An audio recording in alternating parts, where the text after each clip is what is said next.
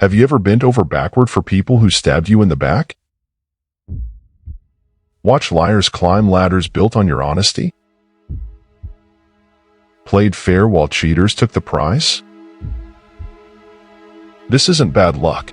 This isn't a coincidence. This is the oldest con in history. For thousands of years, the world has punished the good and rewarded the strong. But tonight, that ends, because I'm going to show you how to wield goodness like a weapon.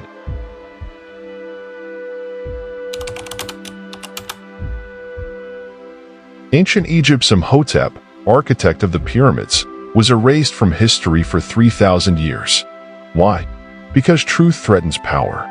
Just like today's teachers hiding banned books as grammar exercises, the game hasn't changed.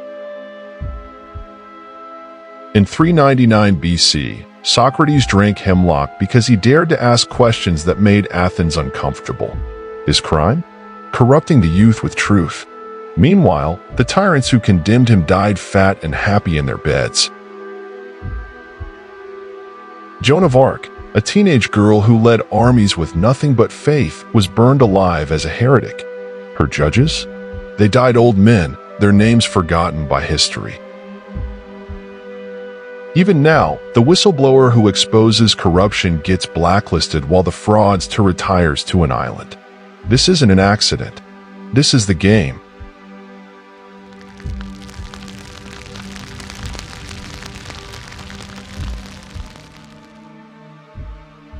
Nietzsche saw through the lie.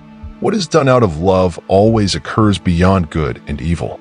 The most terrifying force isn't cruelty, it's relentless goodness that refuses to play by their rules. Martin Luther King didn't win by being nice. He won by being dangerously good, so moral it forced America to its knees. Gandhi didn't defeat an empire with politeness, but with ruthless nonviolence that made British guns useless. This is what they fear, not your anger, but your light, not your weakness, but your strength wrapped in virtue. Stanford's prison experiment proved it. 80% of people given power become tyrants. The 20% who resist? Isolated or broken. Your goodness threatens the system, that's why it fights back.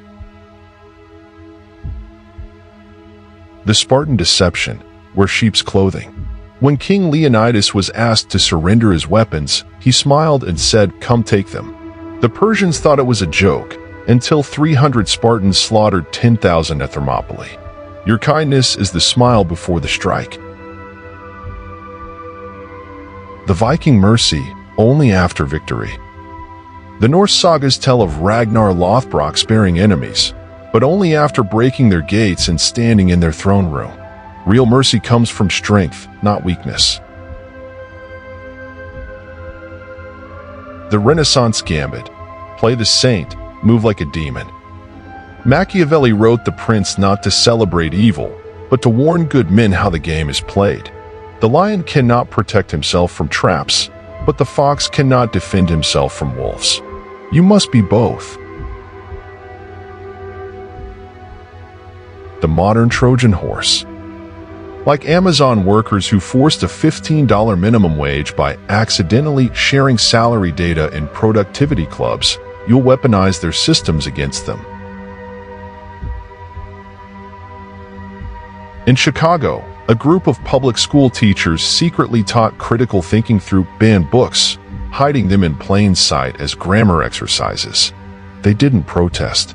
They didn't beg. They made the system work for truth.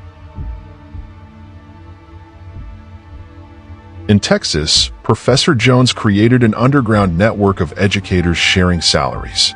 When the district threatened pay cuts, they all mysteriously resigned at once, forcing administrators to cave. No violence, just strategy.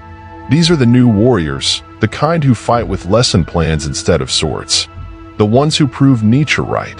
The most spiritual men are the strongest.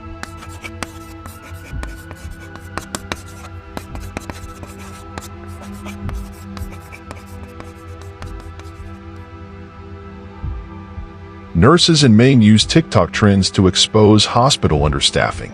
Not with protests, with viral videos of routine shifts. Result? New safety loss. Your phone is now your sword. You won't become cruel. You'll become calculated. Not heartless, but heart-protected. Not selfish, but self-possessed. They think goodness is weakness. Let them. Then watch their faces when your mercy is a choice, not a compulsion. When your kindness becomes power, not surrender. Comment, no more, if you're ready to be good, but never harmless. The world's about to learn the weight of your virtue. The Spartans had a saying, come back with your shield, or on it. Your shield? Your integrity. Your battlefield? Every moment you choose to fight smart instead of just hard. For centuries, they burned the truth-tellers and rewarded the tyrants. But tonight, the game changes. Historical betrayal.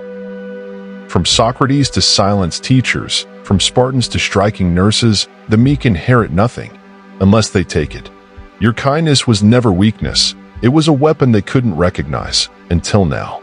So when they demand your silence, smile and hand them a grammar exercise, then watch the system burn. The age of helpless virtue is dead.